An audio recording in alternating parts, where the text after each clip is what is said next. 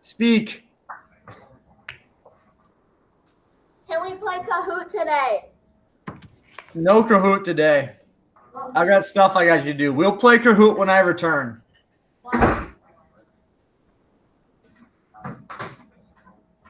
Wow, Jameson, that was pretty speedy. I'm assuming you met him in the hallway. No. I was just that. You want to see me run to that boulder and back? You want to see me do it again? That's a great quote. Ethan, what's up? All I can find is that, like, about where they're from. Perfect. If you insert that in there, then I'll be happy. Okay.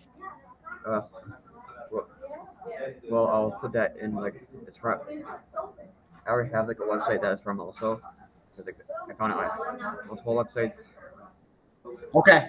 I'm gonna pretty much and paste it into like the website document thing, and then like write my own words. Okay. Also, like the is pretty much all online is saying is about gamma rays. Gamma rays and gamma radiation are the same thing. Gamma wave, is that the same thing too? Gamma waves are the same thing as well. Okay. All just different ways of saying the same thing. Okay, so we have a lab we're going to do today. I don't know what your classmates have told you about the lab. It might have been brought up that it's boring or confusing. We need to remember that if we approach things or topics with that kind of mentality, that it's not always going to be, your reality is what you perceive it to be. If you think something's going to be boring, then yeah, it's probably going to be boring. Try and do your best to make sure that you approach different things. I'm not talking just about science. I'm talking about life in general. Try to approach those types of things or situations with an open mind, with a positive attitude. And I promise it will be better. I know it's not always easy, but it's a good skill to learn and to have, especially as you get older. So today I'm going to make you grind your gears a little bit. I'm going to put you in a situation I haven't put you in before. I've traditionally, and I know other science teachers have as well, have given you a procedure to follow when it comes to a lab. Today, I'm going to remove the procedure and I'm going to make you write one. So I really need you to bear with it and stick to your guns and stick it out, and it'll be fine. It's not designed to be super hard. It's just designed to put you out of your comfort zone a little bit, and that's okay. That's how life is. You're going to be putting out of your comfort zone every now and then, and that's good. So I'm going to go into present mode. So if everyone can take their earbuds out, and yes, I mean both of them, and open up your Chromebook and kind of follow along with me. If I start talking too fast, let me know. If for some reason you have a question or you're just confused about something, let me know that as well so I can clear that up right away.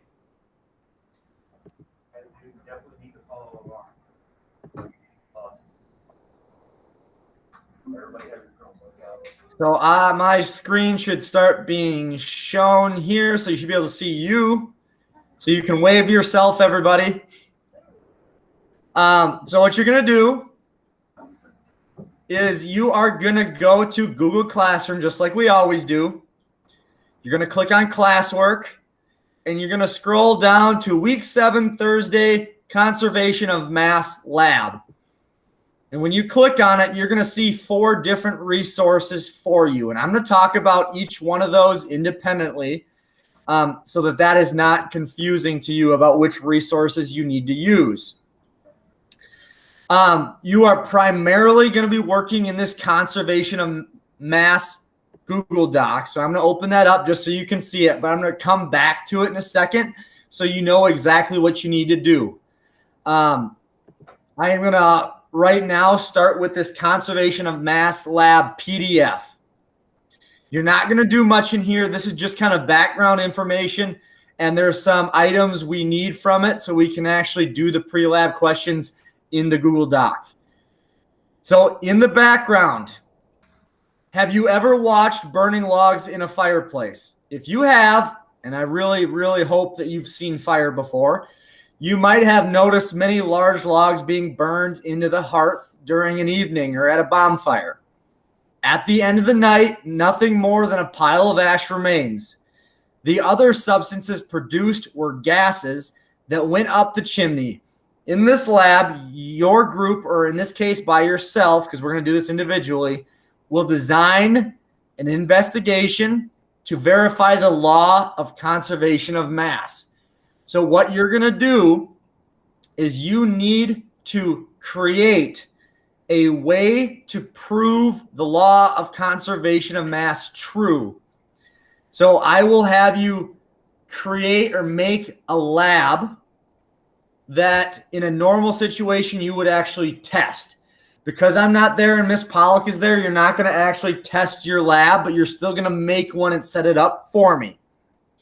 The main question we are trying to answer is the mass of an anti-acid tablet conserved when they are dissolved.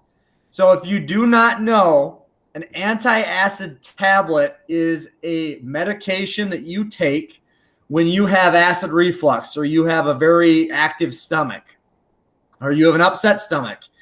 You can take an anti-acid tablet. It dissolves in water and starts to bubble.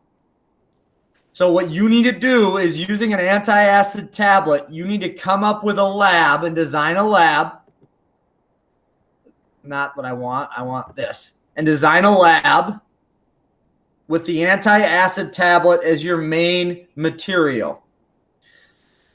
The rest of it is completely up to you. So you might decide from this list of possible materials, maybe I really want to use a beaker and a funnel to test the law of conservation of mass using an anti-acid tablet. Perfect. You would need to record that in your doc, and I will show you where that is in a moment. If for some reason there is a different way you want to show me or set up a lab to prove the law of conservation of mass, you are welcome to do that. If you want to use materials that aren't on this list, perfect, fine, love it. Just make sure that you can validate or prove or explain to me why you chose the materials that you did. So now, if we go to the Google Doc, Conservation of Mass Lab, this is what you're going to see. It is very, very important that you start with these pre-lab questions 1 through 7. Do not jump down to 8 or 9 through 16 without completing 1 through 7. Otherwise, it's going to be really difficult for you.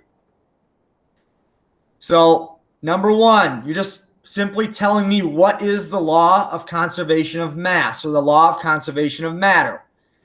This is a link. So if you want, you can click on this link if you're not for sure what that law is, and it will tell you. But this link is only used for number 1, not for any of the other ones. In number 2, I want you to actually start thinking about what your lab design is going to look like to prove the law of conservation of mass. So I want you to predict what you might see happen. What are maybe some observations you might see? So picture in your head this lab setup that you're going to create and tell me some simple predictions you think you might get when testing and trying to prove the law of conservation of mass. You're then going to take those predictions and you're going to turn it into a hypothesis for me that is written in an if-then statement. So if I add an anti-acid tablet to water, then it will start to bubble. That would be a testable if-then statement that you could use in number 3.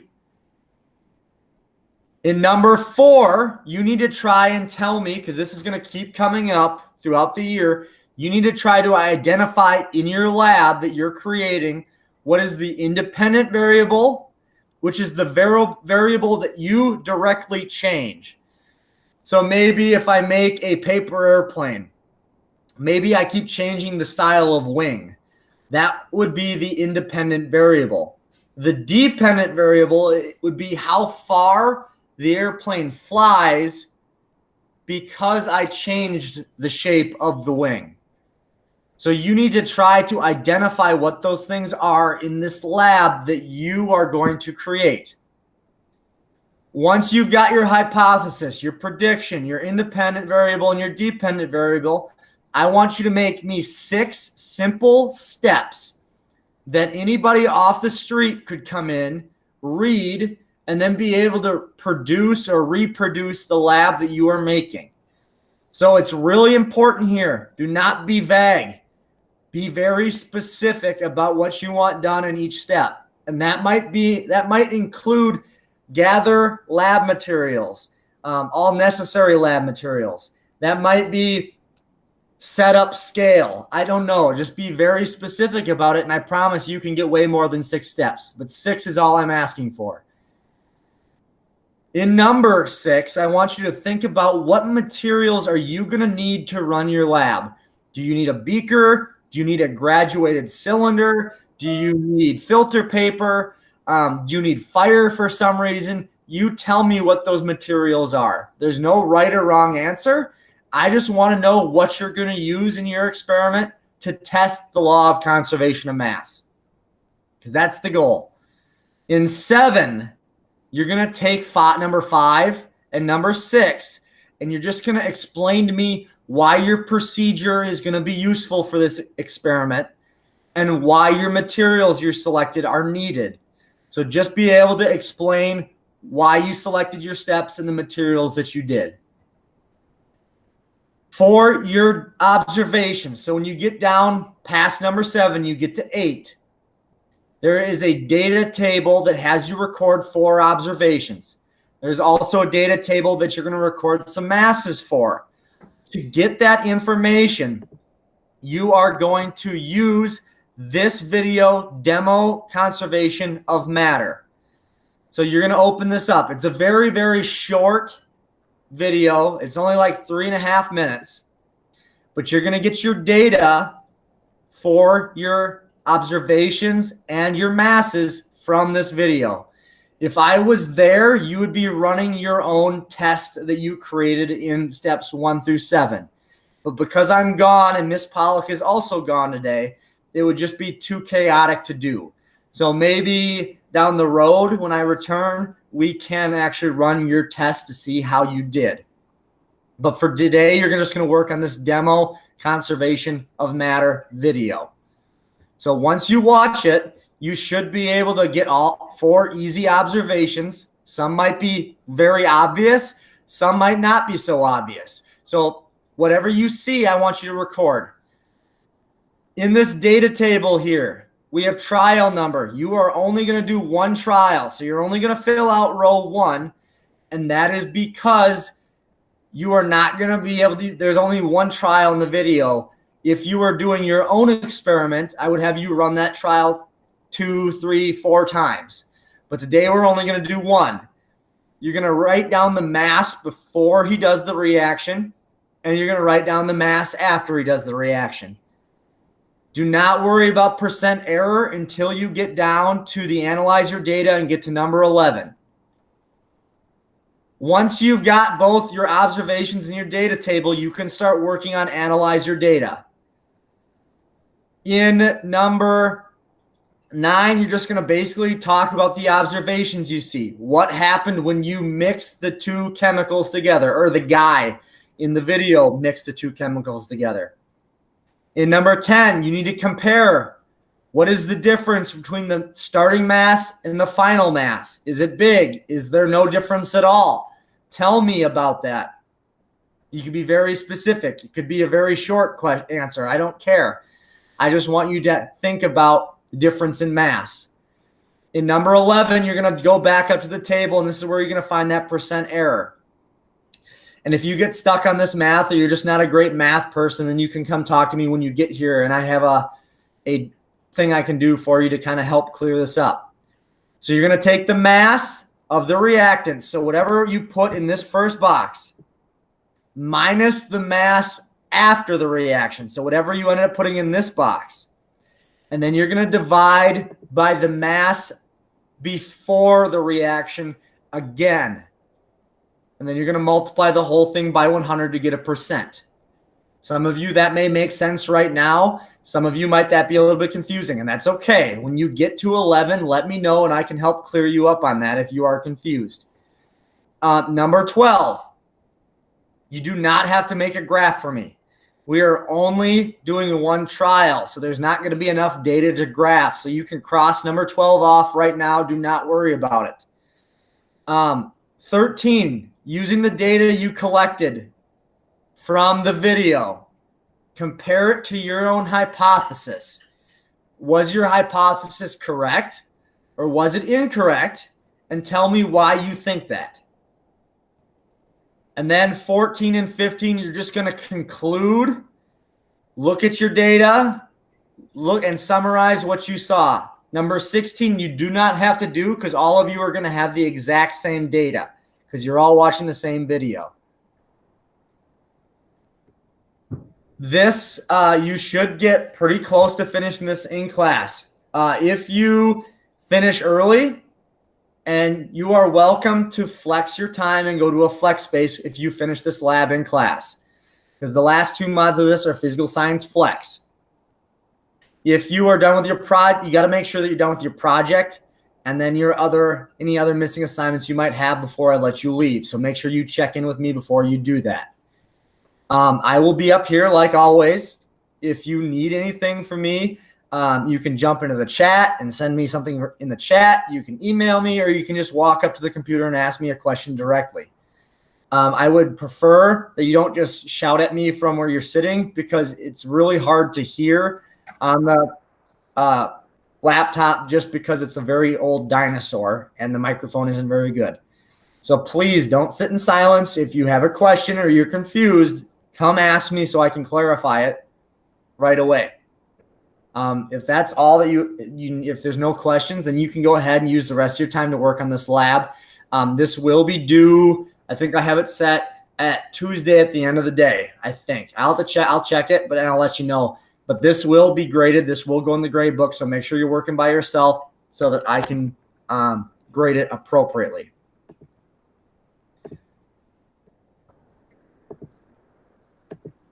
So, Go ahead, Ethan. wait, you forgot to stop recording. Where's that not good? Where's that not